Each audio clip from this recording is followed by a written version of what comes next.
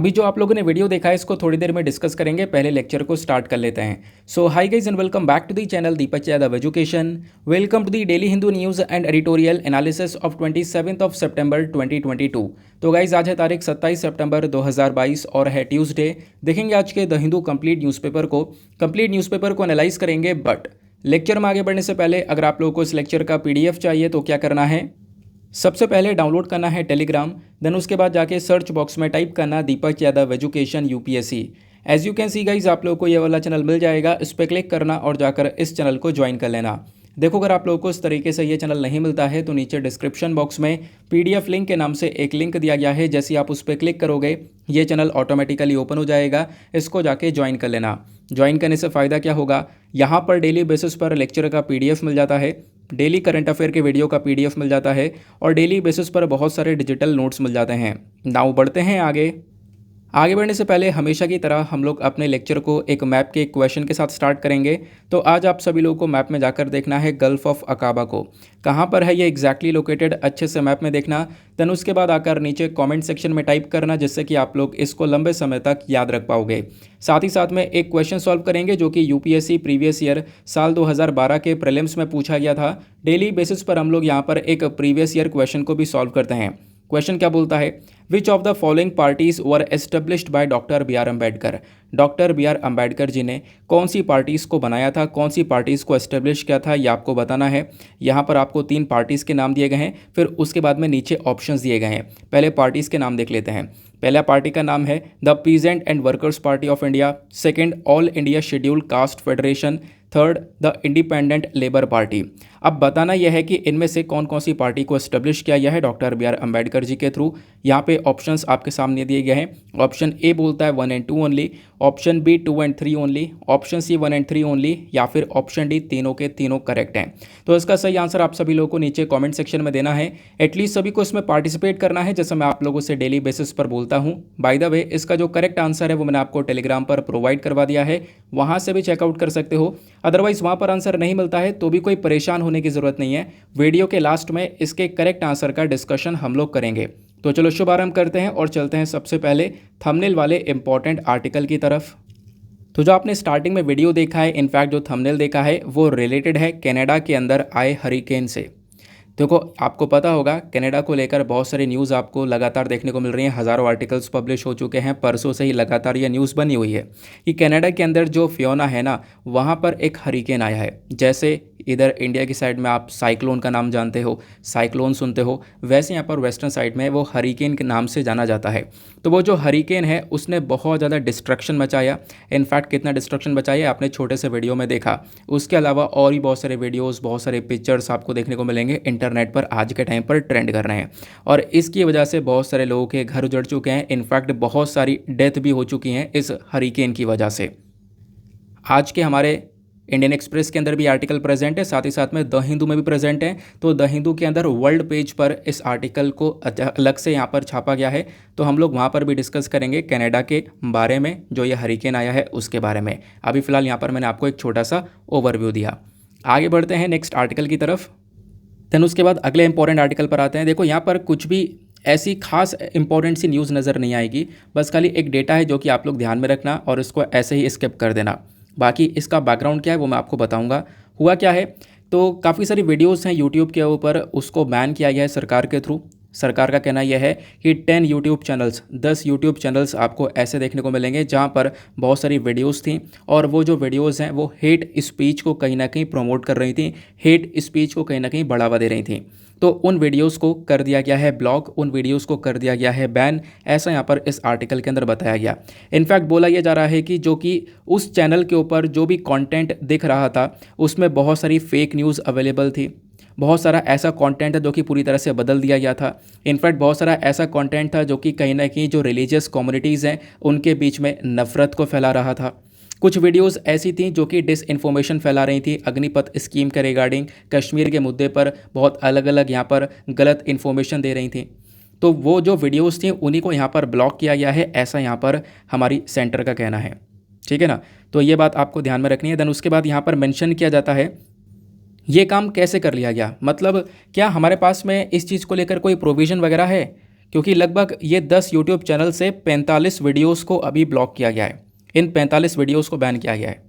तो ये कैसे किया गया? क्योंकि हमारे पास में ऑलरेडी एक रूल है, आपको याद होगा 2021 के अंदर इसकी चर्चा काफ़ी ज़्यादा हुई थी।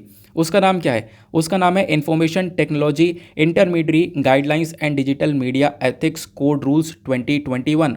2021 के ये रूल्स एंड रेगुलेशंस हैं जो कि यहाँ पर सारे इंटरमीडिएटरी यानी सोशल मीडिया प्लेटफॉर्म्स को रेगुलेट करने का काम करते हैं।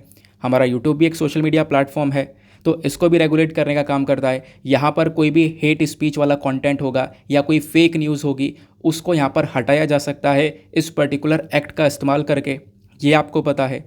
देन उसके बाद में बोला यह जाता है कि जितनी भी वीडियोस ब्लॉक करी हैं इनको ब्लॉक नहीं किया जाता, लेकिन इनमें व्यूअरशिप बहुत ही ज़्यादा थी। लगभग 1.3 करोड़ के आसपास लोगों ने यहाँ पर उन वीडियोस को देख रखा था। दैट इज़ वाई यहाँ पर इसको बैन करना पड़ा, क्योंकि उसमें बहुत सारे फॉल्स क्लेम्स थे, ऐसा यहाँ पर बोला जा रहा है। वो बिल्कुल डिस इन्फॉर्मेशन को स्प्रेड कर रहा था, ये आप लोग देख पाओगे, जैसे अग्निपथ स्कीम को लेकर, आर्म्ड फोर्सेस को लेकर, इंडिया की नेशनल सिक्योरिटी को लेकर, कश्मीर के मैटर्स को लेकर, और ऐसी और भी बहुत सारे मैटर्स हैं जिनके ऊपर बहुत सारी डिस इन्फॉर्मेशन स्प्रेड की जा रही थी इन पर्टिकुलर वीडियोज़ के थ्रू। क्लियर हो गई बात? एक क्वेश्चन ये भी आता है, क्या हम लोगों ने ऐसा पहली बार किया है? नहीं, ऐसा हम लोग यहाँ पर अभी पिछले कुछ टाइम से रेगुलर कर रहे हैं। कोविड-19 में भी ऐसा किया गया था। साथ ही साथ में आप देखोगे अभी अगस्त के महीने में, ठीक है ना, अगस्त के महीने में भी हमारी मिनिस्ट्री ने लगभग 7 जो इंडियन बेस्ड यूट्यूब चैनल्स थे और एक पाकिस्तानी बेस्ड यूट्यूब चैनल था, इसको यहाँ पर इंडिया में बैन कर दिया था, क्योंकि ये लोग भी बहुत ज़्यादा मिस इन्फॉर्मेशन को स्प्रेड कर रहे थे। और उस चैनल पर भी जो व्यूअरशिप है वो बहुत ज़्यादा थी, मतलब 100 करोड़ से ऊपर की व्यूअरशिप थी। दैट इज़ वाई यहाँ पर उन चैनल्स को भी बैन करना पड़ा, ठीक है ना।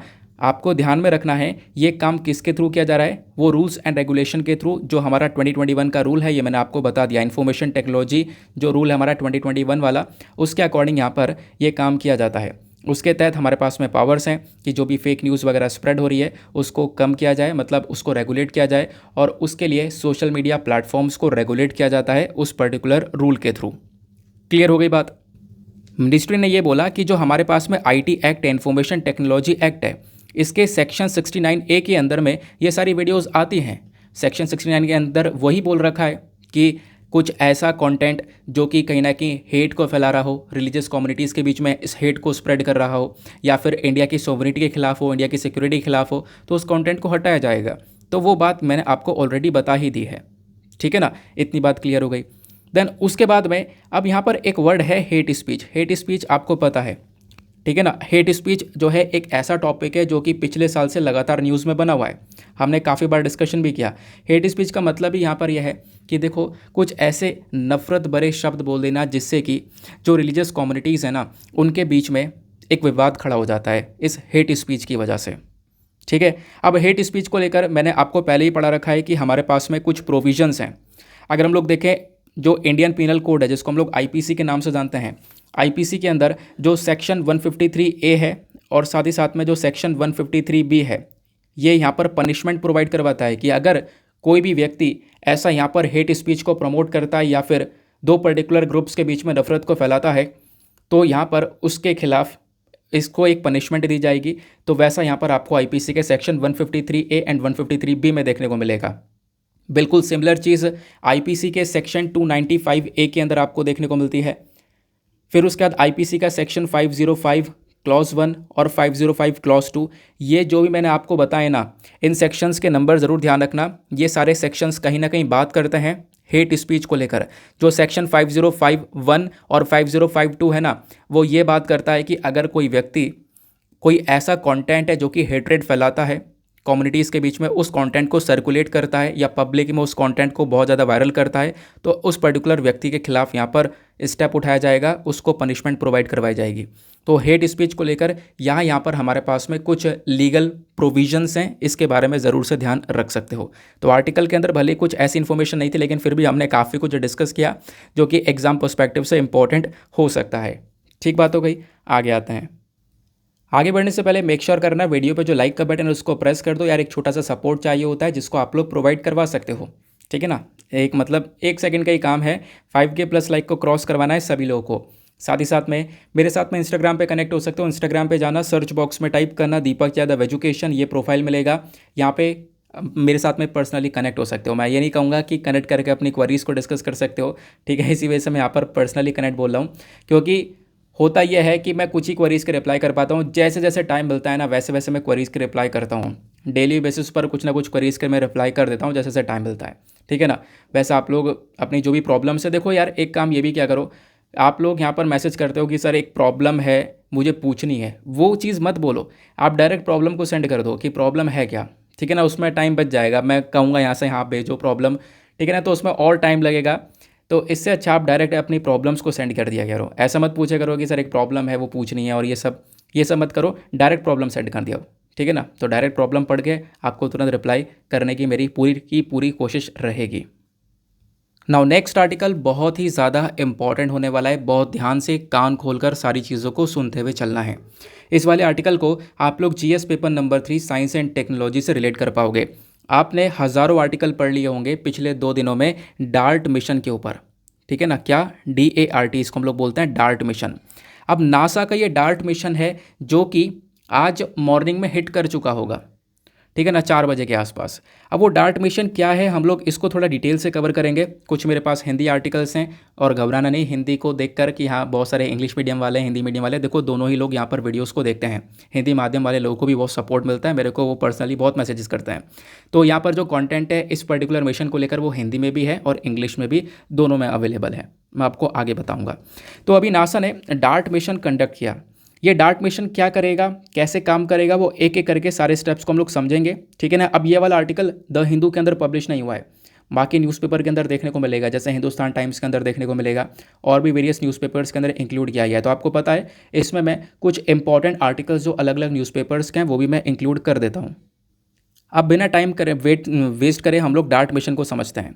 देखो डार्ट मिशन होना था कब, लगभग यहाँ पर अमेरिका के समय अनुसार बात करें तो लगभग यहाँ पे बोला जा रहा है कि शाम 7:14 पर होना था। लेकिन अगर हम लोग भारत के समय अनुसार बात करें तो लगभग 27 सितंबर, आज 27 सितंबर है, सुबह 4:44 पर यह मिशन होना था कंडक्ट, जो कि यहाँ पर सुबह मॉर्निंग में हो चुका होगा, आई होप। अब बात करें स्थान की, देखो यहाँ पर जगह कौन सी है, लोकेशन कौन सी है। अंतरिक्ष में ना धरती से लगभग 1.1 करोड़ किलोमीटर दूर पर ये पूरा का पूरा प्रोसेस होने वाला है। कहाँ पर होने वाला है, ये क्या होने वाला है, अंतरिक्ष के अंदर पृथ्वी से लगभग 1.1 करोड़ दूरी पर क्या होगा, ये मिशन हिट होगा। किससे हिट होगा, एस्टेरॉइड से हिट होगा। तो यहाँ पर क्या होगा एग्जैक्टली, नासा ने बेसिकली यहाँ पर एक अंतरिक्ष यान बनाया है जिसका नाम है डार्ट, ठीक है ना। एक अंतरिक्ष यान बनाया गया है डार्ट। ये डार्ट कहाँ पे टकराएगा, एक एस्टेरॉइड से टकराएगा। अब क्वेश्चन ये है कि सर एस्टेरॉइड होता क्या है। देखो आपको पहले ही बता रखा है, एस्टेरॉइड यहाँ पे कुछ रॉकी ऑब्जेक्ट्स होते हैं, है ना। एक रॉकी पार्टिकल होता है जो कि सूरज के आसपास चक्कर लगा रहा है। आपको अंतरिक्ष के अंदर बहुत सारे रॉकी ऑब्जेक्ट्स देखने को मिलेंगे, बहुत सारे एस्टेरॉइड्स देखने को मिलेंगे। हालांकि यहाँ पर जो ये एस्टेरॉइड होता है ना, ये हमारे प्लैनेट्स, हमारी जो भी ग्रह है ना, उनसे बहुत ज़्यादा छोटा होता है। इस वजह से इनको माइनर प्लैनेट के नाम से भी बोलते हैं। आज के टाइम पर लाखों की कगार में ये एस्टेरॉइड आपको देखने को मिलते हैं अंतरिक्ष में। मतलब मैं आपको वो बता रहा हूँ कि अगर नासा के अकॉर्डिंग बात करें तो लगभग 10 लाख के आसपास कुछ ऐसे एस्टेरॉइड है जिनके बारे में हमारे पास में इन्फॉर्मेशन है, उसको हम लोग जानते हैं। जैसे आपने कई एस्टेरॉइड के नाम सुने होंगे, एस्टेरॉइड बेनू और ये सब, है ना। तो उसी एस्टेरॉइड से, मतलब यहाँ पर क्या है ना कि कुछ और भी एस्टेरॉइड्स आपको देखने को मिलेंगे। तो नासा का जो ये अंतरिक्ष यान है ये कौन से एस्टेरॉइड से टकराएगा, उसका नाम है डाईमॉर्फस। ये आपको ध्यान रखना है, डाईमॉर्फस नाम का एक एस्टेरॉइड अंतरिक्ष में है। उस एस्टेरॉइड से ये नासा का अंतरिक्ष यान टकराएगा। उसको टकराने के पीछे का कारण क्या है, टकराने के पीछे का कारण यह है कि हम लोग चाहते हैं कि डाईमॉर्फस जो एस्टेरॉइड है उसका जो एक तरीके से आप कह सकते हो रास्ता है ना, उसको बदलने की कोशिश की जाएगी, रास्ता चेंज करने की कोशिश की जाएगी। अच्छा ऐसा हम लोग कर क्यों रहे हैं, क्योंकि आपको पता होगा बहुत बड़े बड़े एस्टेरॉइड भी होते हैं, बहुत बड़े बड़े साइज़ के भी होते हैं जो कि डायरेक्टली पृथ्वी से टकरा सकते हैं और पृथ्वी से टकरा कर बहुत बड़ा मतलब डिज़ास्टर पैदा कर सकते हैं। डायनासोर भी यहाँ पर कैसे ख़त्म हुए, एस्टेरॉइड को जब एस्टेरॉइड टकराया था उसकी वजह से, है ना, ये आपको पता है। तो फोकस यही किया जा रहा है कि हम लोग पृथ्वी को जैसे तैसे बचा सकें, एस्टेरॉइड जो है ना, अगर वो कोई एस्टेरॉइड इन फ्यूचर आने वाले भविष्य में आता है पृथ्वी की तरफ, तो उसका हम लोग रास्ता बदल सकें, पृथ्वी की तरफ ना जाकर वो कहीं और चला जाए। इस प्रकार से हम लोग यहाँ पर ये एक्सपेरिमेंट कर रहे हैं। यही यहाँ पर नासा के डार्ट मिशन के अंदर किया जा रहा है। अब कैसे किया जाएगा, आओ इसको डिस्कस करते हैं। एस्ट्रॉइड समझते हो ना, ये आपको देखने को मिलेगा। इस प्रकार से आपको रॉकी ऑब्जेक्ट देखने को मिल जाते हैं स्पेस में, जो कि यहाँ पर पृथ्वी से भी टकरा सकते हैं और टकरा कर बहुत ज़्यादा डिजास्टर क्रिएट कर सकते हैं। तो इन्हीं का रास्ता बदलने के लिए इस डार्ट मिशन को लेकर आया गया है नासा के थ्रू। अब ये काम कैसे करेगा, इसको समझते हैं। तो जो अमेरिका की स्पेस एजेंसी है नासा, जैसे कि भारत के अंदर इसरो है, जापान के अंदर जाक्सा है, ऐसे बहुत सारी कंट्रीज़ की अपनी अपनी खुद की स्पेस एजेंसी है। वैसे अमेरिका की स्पेस एजेंसी है नासा। तो इसने यहाँ पर एक अंतरिक्ष यान बनाया जिसका नाम है डार्ट। ठीक है ना, इसकी फुल फॉर्म है डबल एस्टेरॉयड रिडायरेक्शन टेस्ट। ठीक है ना, तो यहाँ पे फिर से बोल देता हूँ, एस्टेरॉयड रीडायरेक्शन टेस्ट आपको ये देखने को मिलेगा। डबल एस्टेरॉयड रीडायरेक्शन टेस्ट इसका फुल फॉर्म है डार्ट का। तो इस पर्टिकुलर डार्ट को तैयार किया गया, इस अंतरिक्ष यान को तैयार किया गया, जो कि क्या करेगा, अंतरिक्ष में एक मौजूदा एस्टेरॉयड है उससे टकराएगा। उससे टकरा कर क्या करेगा, उसका जो रास्ता है उसको बदलने में मदद करेगा। इससे हम लोग काफ़ी हद तक आने वाले टाइम पर खतरों से बच सकते हैं, ऐसा आप लोग कह सकते हो। अब ये टक्कर कब होने वाली है, मैंने आपको समय ऑलरेडी बता दिया है। अब पहले हम लोग ये समझते हैं कि जो जिस एस्टेरॉयड से ये टकराएगा, जो डाइमॉर्फस है, वो एग्जैक्टली क्या है। डाइमॉर्फस, ध्यान रखना, एक बाइनरी एस्टेरॉयड है। बाइनरी एस्टेरॉयड सिस्टम का मतलब यह है कि ये कहीं ना कहीं एक बड़े से एस्टेरॉयड के चक्कर लगा रहा है। इसमें होता क्या है ना, बाइनरी एस्टेरॉयड सिस्टम में ध्यान रखना, जब आपसे पूछा जाए बाइनरी एस्टेरॉयड सिस्टम क्या है, तो इसमें दो एस्टेरॉयड्स होते हैं, एक छोटा होता है और एक बड़ा होता है। जो छोटा वाला एस्टेरॉयड होता है ना, वो बड़े वाले के चक्कर लगाता है। अगर मैं आप लोग को एक पिक्चर के थ्रू दिखाऊं, वो पिक्चर भी मेरे पास अवेलेबल है, ये आप लोग देखो। ये बेसिकली यहाँ पर एक ऐसा सा ग्राफिक पिक्चर बनाया गया है। इसमें देखो, ये जो बड़ा वाला एस्टेरॉयड है, ये कौन सा है, बड़े वाले का नाम है डिडीमॉस। ध्यान रखना, बड़े वाले का नाम क्या है, डिडीमॉस। छोटे वाले का नाम क्या है, डाइमॉर्फस। डाइमॉर्फस क्या कर रहा है, ये जो छोटा वाला है ये बड़े वाले के इधर उधर घूम रहा है। जो ये डार्ट मिशन है ना, ये किससे टकराएगा, वो बेसिकली डाइमॉर्फस से, छोटे वाले से टकराएगा। ये आपको ध्यान रखना है। टकराव का प्रभाव ये होगा कि देखो, यहाँ पर आपको पृथ्वी देखने को मिलेगी। प्रभाव ये होगा कि हम इसको ऑर्बिट से हटा सकें। ये जो ऑर्बिट है ना, ये इसके अंदर थोड़ा बहुत चेंज लेकर आ सकें, इसका रास्ता थोड़ा सा बदल सकें। ये हमारा एक टारगेट रहने वाला है। ठीक है ना, ये आपको ध्यान में रखना है, क्योंकि ऐसा ही होता है कि एस्टेरॉयड है ना, वो ऐसे ही ट्रैवल करता करता पृथ्वी से टकरा सकता है। तो इन फ्यूचर कोई भी एस्टेरॉयड यहाँ पे पृथ्वी से टकराने के लिए आता है ना, तो उसका रास्ता हम लोग बदल सकते हैं। ये बेसिकली डार्ट मिशन के अंदर फोकस रखा गया है। क्लियर हुआ, चलो आगे आते हैं। आपने इसका मतलब समझ लिया, डबल एस्टेरॉयड सिस्टम क्या होता है। डाइमॉर्फस मैंने आप लोगों को यहाँ पर एग्जैक्टली बता दिया है। उसके साथ साथ डीडीमॉस के बारे में आप लोगों को बता दिया है। आगे आते हैं अब। उसके बाद में देखो, जो ग्रीक भाषा होती है ना, ग्रीक लैंग्वेज, ग्रीक में जो डीडीमॉस है, डीडीमॉस का मतलब होता है जुड़वा, और डाइमॉर्फस का मतलब होता है दो रूप। जो डीडीमॉस एस्टेरॉयड है ना, इसकी खोज 1996 में की गई थी। यानी जो बड़ा वाला एस्टेरॉयड जो मैंने आपको दिखाया था बीच में है ना, उसकी खोज 1996 में की थी मोन्टानी ने। और जो छोटा वाला एस्टेरॉयड है, इसकी खोज 2003 में की गई थी पेट्र प्रेवेस्की ने। ठीक है ना, ये बात हो गई। आगे आते हैं। अब ये आपको देखने को मिल जाएगा, जो बड़ा वाला एस्टेरॉयड का साइज़ है वो अपने आप में बहुत ह्यूज है। कितना ह्यूज है, तो यहाँ पे बोला जा रहा है कि 780 मीटर का आपको ये डीडीमॉस देखने को मिलेगा। इनफैक्ट आईफल टावर से भी काफ़ी बड़ा। लेकिन जो छोटा वाला है वो काफ़ी ही छोटा है। ये लगभग आपको 163 मीटर के आसपास का देखने को मिलेगा, जिससे हमारा जो ये तरीके से अंतरिक्ष यान है वो टकराएगा, नासा का अंतरिक्ष यान टकराएगा। और टकराने के पीछे का काम क्या होने वाला है कि लगभग यहाँ पर उसका जो रास्ता है ना, वो 1% से बदला जाएगा। यानी जो भी हमारे पास में एस्टेरॉयड है डाइमॉर्फस, उसको हम लोग यहाँ पर, उसका जो रास्ता है वो हम लोग यहाँ पर चेंज कर देंगे। क्लियर हो गया, लगभग 1% तक रास्ता चेंज करने के बारे में चर्चा की जा रही है। नासा के जो भी लोग, जो भी साइंटिस्ट इस प्रोग्राम को लागू कर रहे हैं, एग्जीक्यूट कर रहे हैं, उनका कहना यह है कि देखो, अगर ये चूक भी जाता है तो भी हम लोग को बहुत सारी इंपॉर्टेंट सी जो जानकारियाँ हैं वो मिलती रहेंगी। साथ ही साथ में इनका कहना ये भी है, जो कि एक इंपॉर्टेंट सी बात है, इनका कहना यह है कि हम लोग यहाँ पर इसको टेस्ट कर रहे हैं और हमें इसको अभी टेस्ट करना काफ़ी ज़रूरी है। कहीं देखो, हो सकता है आने वाले टाइम पर इसकी वाकई में ज़रूरत पड़े, ज़रूर वाकई में कोई एस्टेरॉयड आ रहा हो पृथ्वी से टकराने के लिए, तो असल में ज़रूरत पड़ने से अच्छा यह है कि पहले से हम लोग एक्सपेरिमेंट करके रख रहे हैं, पहले से ही हमारे पास में ये प्लानिंग तैयार हो कि इन फ्यूचर अगर कुछ भी होता है तो हम लोग इसको आराम से टैकल कर सकें। बाकी बहुत सारी जो हॉलीवुड फिल्में हैं वो आपको देखने को मिलेंगी, वो पहले से यहाँ पर इस पर्टिकुलर टॉपिक के ऊपर जो आप कह सकते हो फिल्म्स हैं वो क्रिएट कर चुकी हैं। क्लियर हो गया। अब आपका एक क्वेश्चन होगा कि ये जैसी सारी चीज़ें होंगी उसमें हम लोग कैसे देख पाएंगे वो सारी चीज़ें, हमारे पास में कोई इमेज वगैरह आएगी क्या? अब इमेज आएगी तो क्या कैमरा वगैरह लगा रखा है क्या? तो देखो उसको समझते हैं। यहाँ पे बोला गया जो ये डार्ट स्पेसक्राफ्ट है ना, ये क्या करेगा, ये बेसिकली यहाँ पर आप कह सकते हो कि इसके अंदर एक ऑप्टिकल नेविगेशन यानी ड्रैको का कैमरा लगाया गया है, ड्रैको कैमरा लगाया गया है। अभी जो कैमरा है ये क्या करेगा, अंतरिक्ष यान को जो रास्ता है वो दिखाएगा, साथ ही साथ में जो भी इमेजेस हैं वो हम लोग को तस्वीरें खींच कर भी भेजेगा।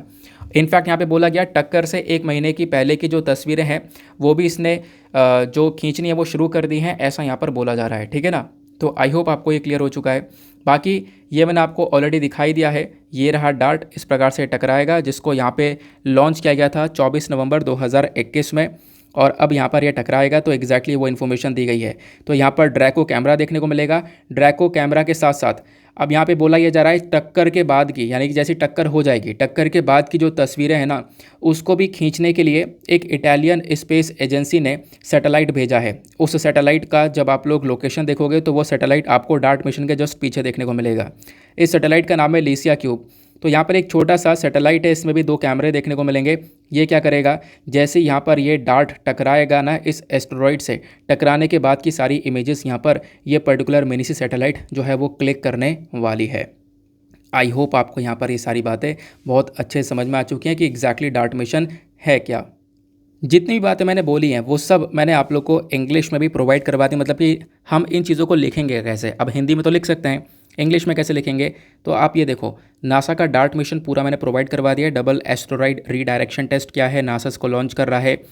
अब यहाँ पर मैंने आपको बताया ये कैसे काम करेगा, डाइमॉर्फस से टकराएगा, ठीक है ना, ये हम लोगों ने डिस्कस किया। वो सारा डेटा आपको इंग्लिश में ये देखने को मिल जाएगा। ये सब पीडीएफ के अंदर अवेलेबल करवा दिया गया है, पीडीएफ से आप लोग इसको अपने पास में नोट डाउन कर लेना, ठीक है ना। इनफैक्ट अगर हम लोग अभी न्यूज़ देखें तो न्यूज़ ये निकल कर आ रही है कि वो टकरा चुका है, मतलब अभी 1-2 आर्टिकल निकल कर आए हैं, ठीक है। अभी वो थोड़ी देर बाद पता चलेगा क्योंकि मॉर्निंग में टकराना था, तो वैसे ये न्यूज़ आर्टिकल देखने को मिल रहे हैं। अभी हम लोग को थोड़ी देर बाद पता चलेगा, इसको थोड़ी देर में कंफर्म करेंगे। अभी 1-2 आर्टिकल निकल कर आ रहे हैं, ठीक है ना। चलो अब फिलहाल आते हैं अगले आर्टिकल की तरफ। ना हाथों हाथ आपको लाइव न्यूज़ ही मिल रही है कि हाँ टकरा गया है वो चलो अगले आर्टिकल पर आते हैं। अगला article GS paper number 2 international relation के पॉइंट ऑफ व्यू से काफ़ी ज़्यादा इंपॉर्टेंट है। आपको पता होगा जो जापान के फॉर्मर प्राइम मिनिस्टर हैं शिंजो एबे साहब, रिसेंटली यहाँ पर इनकी डेथ हो जाती है। तो अभी यहाँ पर इनका फ्यूनरल है, ठीक है ना, जो भी यहाँ पर अंतिम संस्कार आप लोग कह सकते हो, डेथ के बाद की जो भी यहाँ पर एक्टिविटीज़ होती हैं, तो उसके अंदर हमारे प्राइम मिनिस्टर पार्टिसिपेट करने वाले हैं। और प्राइम मिनिस्टर कल हमारी कंट्री से लीव कर चुके हैं, ठीक है ना। तो प्राइम मिनिस्टर कल के दिन यहाँ पे जा चुके हैं जापान, और अब यहाँ पर इस फ्यूनरल को वो अटेंड करेंगे। और हमारे प्राइम मिनिस्टर के साथ साथ और भी कंट्रीज़ के बहुत सारे इंपॉर्टेंट लोग प्लस जो पीएम्स हैं वो भी यहाँ पर आने वाले हैं, ऐसा बताया गया है, ठीक है ना। अब यहाँ पर हमारे पीएम कुछ 12 से 16 घंटे के लिए वहाँ पे अवेलेबल रहेंगे। इस पूरे फ्यूनरल को पूरा करने के बाद में वो वापस से लौट जाएंगे, ऐसा यहाँ पर बोला जा रहा है। साथ ही साथ में बोला गया जैसे कि कुछ और भी लोग आ रहे हैं। प्राइम मिनिस्टर ऑस्ट्रेलिया के हैं, कनाडा के हैं, सिंगापुर के हैं, और भी यहाँ पर लगभग 100 से ज़्यादा अलग अलग देशों के जो इम्पॉर्टेंट रिप्रेजेंटेटिव्स हैं। इनफैक्ट यूएस की जो वाइस प्रेसिडेंट है कमला हैरिस, ये भी यहाँ पर एक स्पेशल रिप्रेजेंटेटिव बनने वाली हैं। प्लस यहाँ पर रशियन प्रेसिडेंट के कुछ यहाँ पर ख़ास लोग, और ऐसे यहाँ पर चाइना की साइड से बहुत सारे इंपॉर्टेंट लोग आएंगे इस फ्यूनरल के अंदर, वो यहाँ पर बोला जा रहा है, ठीक है ना। तो वो बात रखी गई है। इसके अलावा आपको कुछ नहीं पढ़ना है यहाँ पर, बस खाली इतना से ही ध्यान रखना। बाकी कर क्या सकते हो, इस आर्टिकल का थोड़ा सा बैकग्राउंड पढ़ सकते हो, इंडिया जापान के रिलेशंस को पढ़ सकते हो, क्योंकि इंडिया जापान के रिलेशंस लगातार न्यूज़ में बने हुए हैं, है ना। तो इंडिया जापान के रिलेशंस एग्जैक्टली क्या हैं, आओ इसको समझते हैं। देखो ये जो रिलेशंस मैं आपको पढ़ा रहा हूँ ये बेसिकली साल 2022 के, यानी कि इस साल के अकॉर्डिंग जो भी इंपॉर्टेंट अपडेट्स हुए हैं दोनों देशों के बीच में वो भी डिस्कस करेंगे। तो करंट सिनेरियो में आप देखोगे तो जापान की साइड से बहुत सारा इन्वेस्टमेंट भारत की तरफ भेजने के लिए अनाउंस किया गया है। जापान ने बोला है कि हम लोग मतलब जापान 3.2 लाख करोड़ के आसपास इन्वेस्ट करेगा भारत में आने वाले 5 सालों के अंदर, वो एग्जैक्टली बताया जा रहा है। साथ ही साथ में यहाँ पर बोला जा रहा है जापान ने बहुत सारा लोन प्रोवाइड भी किया है अलग अलग पर्टिकुलर प्रोजेक्ट्स के लिए इंडिया में, और आने वाले टाइम पर भी ये प्रोवाइड करवाता रहेगा, जैसे कि वाटर सप्लाई को लेकर, सीवेज को लेकर, horticulture, health care, biodiversity conservation को लेकर भी यहाँ पर ये एक तरीके से लोन प्रोवाइड करवा रहा है। साथ ही साथ में मेमोरेंडम ऑफ अंडरस्टैंडिंग को साइन किया गया है दोनों कंट्रीज़ के बीच में, और वो मेमोरेंडम ऑफ अंडरस्टैंडिंग किस लिए है कि जो जापान की टेक्नोलॉजी है वो भारत के अंदर लेकर आई जाएगी, और वो जो टेक्नोलॉजी है वो है गंदे पानी को ट्रीट करना, गंदे पानी को साफ़ करने की टेक्नोलॉजी है, वो यहाँ पर जापान इंडिया को प्रोवाइड करवा रहा है, ऐसा यहाँ पर मेंशन किया गया। फिर उसके बाद में ये सारी बातें होने के साथ साथ इंडिया और जापान के बीच में आपको डिजिटल पार्टनरशिप भी आज के टाइम पर देखने को मिल जाती है। नाउ जब हम लोग बात करते हैं साइबर सिक्योरिटी की, तो अभी रिसेंटली आपको पता होगा इंडिया जापान के दोनों के प्राइम मिनिस्टर्स के बीच में भी मीटिंग हुई थी। तब दोनों ही कंट्रीज़ का फोकस ये था कि इंडिया जापान डिजिटल पार्टनरशिप को बनाया जाए, और इसका फोकस ये होगा कि दोनों कंट्रीज़ मिलकर आर्टिफिशियल इंटेलिजेंस हो गया, इंटरनेट ऑफ थिंग्स हो गया, इन सब चीज़ों को प्रमोट करें। ठीक है ना, जो भी यहाँ पर डिजिटलाइज वाली चीज़ें हैं उन चीज़ों को आगे बढ़ाने के ऊपर फोकस किया गया है। जापान इनफैक्ट फोकस ये कर रहा है कि इंडिया में जो बहुत ज़्यादा हाईली आईटी प्रोफेशनल्स आपको देखने को मिलते हैं वो जापान के प्रति काम करें, जापान के लिए कंट्रीब्यूशन दें, वो भी यहाँ पर जापान इस चीज़ के ऊपर फोकस करता है। साथ ही साथ में दोनों देशों का क्लीन एनर्जी पार्टनरशिप भी आपको देखने को मिलेगा, जो कि इस साल बहुत ज़्यादा चर्चा में था। ध्यान रखना, दोनों कंट्रीज़ ने मिलकर लॉन्च किया है कि हम साथ में मिलकर इलेक्ट्रिक व्हीकल्स हो गया, स्टोरेज सिस्टम हो गया, बैटरीज, साथ ही साथ में infrastructure, development of solar energy, hydrogen, ammonia, इन सब चीज़ों को लेकर कॉपरेट करेंगे। तो रिसेंटली यहाँ पर ये कॉपरेशन स्टार्ट हुआ था, तो आपको इसमें भी ज़रूर से ध्यान रखना है। प्लस यहाँ पर इन दोनों कंट्रीज़ का ऑब्जेक्टिव है कि हम लोग इंडिया के अंदर मैन्युफैक्चरिंग को बढ़ाएं, इंडिया के अंदर मैन्युफैक्चरिंग को बढ़ाया जाए, साथ ही साथ में दोनों देश मिलकर रिसर्च और डेवलपमेंट के मामले में कोलैबोरेशन करें। फिर उसके बाद में Mumbai Ahmedabad high rail speed के बारे में आपको पता होगा। यहाँ पर जो इंडिया है ना वो जापान के कोऑपरेशन की तारीफ भी करता है। जापान लगातार हमारे साथ में कोऑपरेट कर रहा है कि हम लोग अलग अलग मेट्रो प्रोजेक्ट चला रहे हैं भारत के अंदर में, उसमें जापान का एक काफ़ी बड़ा सपोर्ट मिल रहा है। साथ ही साथ में पीपल टू पीपल इंगेजमेंट देखोगे तो इंडिया के पीएम ने कंफर्म कर दिया था कि देखो हम लोग अपना पार्टिसिपेशन करने वाले हैं एक्सपो 2025 के अंदर। जो एक्सपो 2025 है ना ये जापान के अंदर होगा, वहाँ पे इंडिया पार्टिसिपेट करेगा, ऐसा पीएम बोल चुके हैं। साथ ही साथ में इससे क्या होगा, इससे दोनों कंट्रीज़ के रिलेशंस और मजबूत होंगे, इन्वेस्टमेंट के मामले में, व्यापार के मामले में, plus people to people links भी बहुत ज़्यादा मजबूत होने वाले हैं। ये बात क्लियर हो गई। अब दोनों कंट्रीज़ का जो रोल है वो इंडो पैसिफिक पर कैसा है उसके बारे में चर्चा करेंगे। यानी इंडियन ओशन और पैसिफिक ओशन की जो आप लोग बात करते हो ना, दोनों के यहाँ पर एक गोल है, चाइना को काउंटर करना। क्योंकि आप जब एक ग्रुप देखोगे, क्वाड ग्रुप, क्वाड के बारे में आपको पता होगा, क्वाड का एग्जैक्टली काम क्या है। देखो क्वाड का मेजर फोकस यहाँ पर एग्जैक्टली यह है, पहली बात तो आपको समझना होगा क्वाड के अंदर कितनी कंट्रीज़ है। क्वाड के अंदर 4 कंट्रीज़ हैं। वो 4 कंट्रीज़ कौन कौन सी हैं, उसमें इंडिया है, जापान है, ऑस्ट्रेलिया है और यूएस है। ठीक है ना, ये आपको 4 कंट्रीज़ देखने को मिलेंगी। इनका फोकस ये है कि जो इंडो पैसिफिक रीजन है ना, उस पर्टिकुलर रीजन के अंदर पीस और सिक्योरिटी को मेंटेन करना, शांति बना के रखने का यहाँ पर इनका काम है उस इंडो पैसिफिक रीजन के अंदर में। और उस चीज़ के लिए आप देखोगे ना तो इस ग्रुप के अंदर इंडिया भी है और जापान भी है। तो यहाँ पर बोला जा रहा है कि दोनों कंट्रीज़ इंडो पैसिफिक के मामले में भी साथ में कोऑपरेट करती हैं। क्लियर हो गई बात, आगे आते हैं।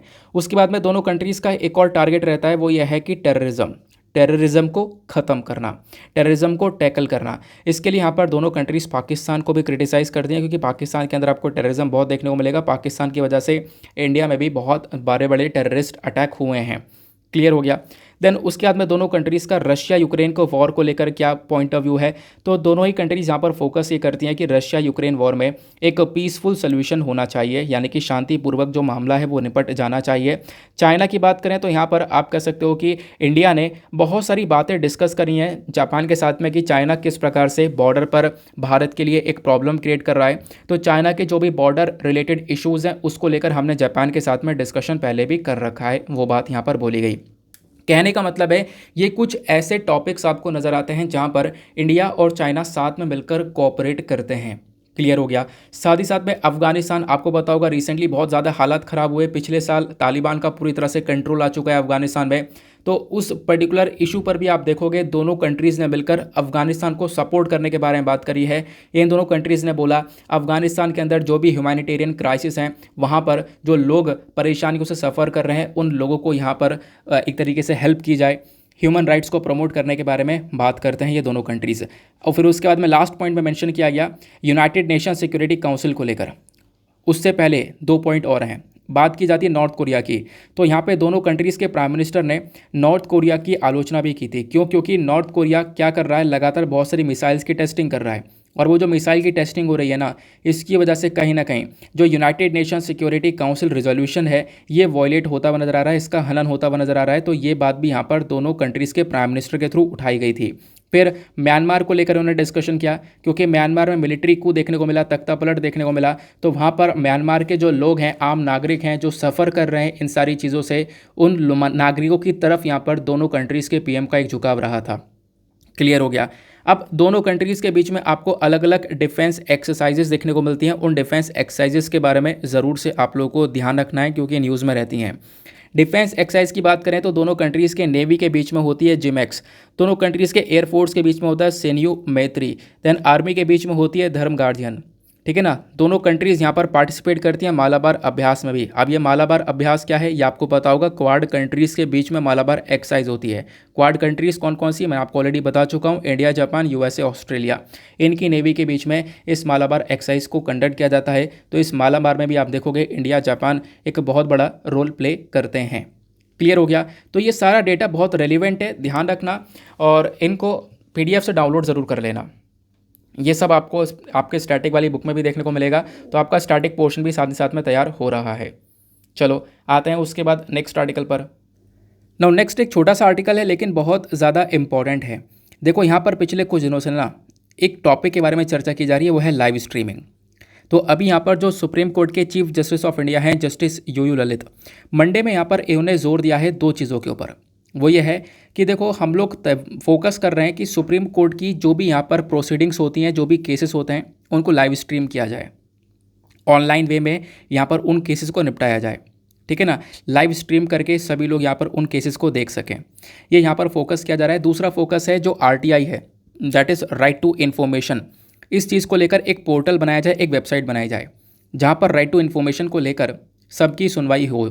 तो ये 2 बड़े बड़े स्टेप्स यहाँ पर सुप्रीम कोर्ट ले रहा है, और ये जो स्टेप्स हैं ये क्या करेंगे, ट्रांसपेरेंसी को और ज़्यादा बढ़ावा देंगे। ट्रांसपेरेंसी यानी जो पारदर्शिता होती है, या फिर आप कह सकते हो क्लैरिटी होती है, लोगों के बीच में कुछ छुपा हुआ नहीं होता है ना, उसी को हम लोग ट्रांसपेरेंसी बोलते हैं।